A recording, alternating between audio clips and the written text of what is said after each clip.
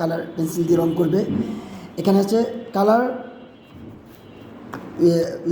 Colour with match the word, ঠিক আছে।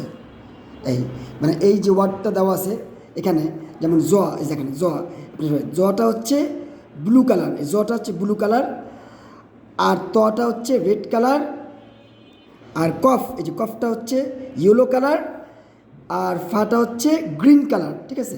এই চারটা কালার, জটা ব্লু কালার, তটা রেড কালার, কফটা ইয়েলো কালার, আর ফাটা হচ্ছে কি গ্রিন কালার।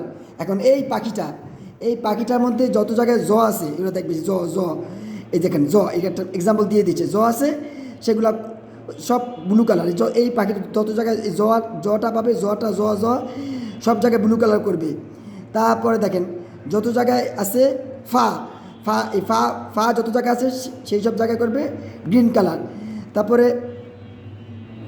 তারপরে হচ্ছে ত, এই দেখেন যত জায়গায় ত আছে সব তগুলো সব রেড কালার করবে।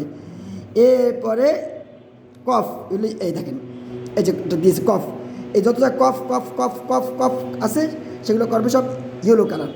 এই ইয়েলো কালার, এই চারটা রং করলেই সুন্দর পাখিটা হয়ে যাবে।